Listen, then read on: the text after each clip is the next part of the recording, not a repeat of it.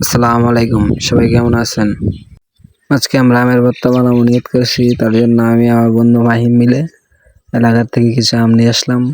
আজকের আমের ভর্তায় কি কি আছে সবার নাম জেনে নিন।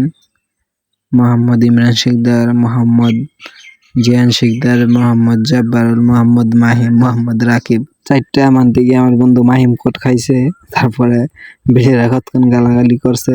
তারপর আমরা চলে এসেছি। মানুষের গালি শুনতে ভালো লাগে না, তাই সব আম নিজের গাছ থেকে পেড়ে নিয়ে আসলাম।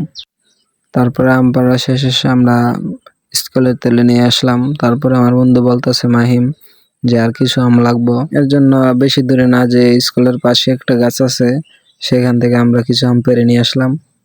এই আম পাড়া শেষে মনে করেন মরিচ টালা, তারপরে যা যা দরকার হয় লবণ, চিনি, মরিচ, কাঁচামরিচ, যা যা লাগে সব নিয়ে আইছি। তারপরে পানি দরকার ছিল, আর পানি আনার জন্য এক ছোট ভাইকে বলছি স্কুলের উপর থেকে গিয়ে একটা জগ দিয়ে পানি নিয়ে আয়। সে কিরছে পুরা কলসি নিয়ে পড়ছে। তা বললাম থাক, কোনো সমস্যা নাই। তারপরে মাহিম মনে করেন আমগুলো চলাইতেছে আর আমি আমগুলো ফলতেছি। তারপরে মনে করেন সবকিছু তোর হয়ে গেছে। তো আপনারা তো দেখলেনই, লবণ, মরিচ, চিনি সব দিয়ে ফেলছি। তো সবাই এখন মজা করে খাইতেছে। তো সবাই বলছে অনেক মজা হয়েছে, আর আপনারা দেখেন অনেক মজা হয়েছে। ঝোলটা তো বলার মতোই না। আর আপনারা একটা কথা শুনলে খুবই খুশি হবেন যে আমাদের এক চাচা চকে থেকে আইছে, রোদে অনেক রোদ আজকে পড়ছে গরমের ভিতরে। সে অনেক খুশি হয়েছে যে ভর্তাটা দেখে। তাকেও আমরা বললাম আসেন খান।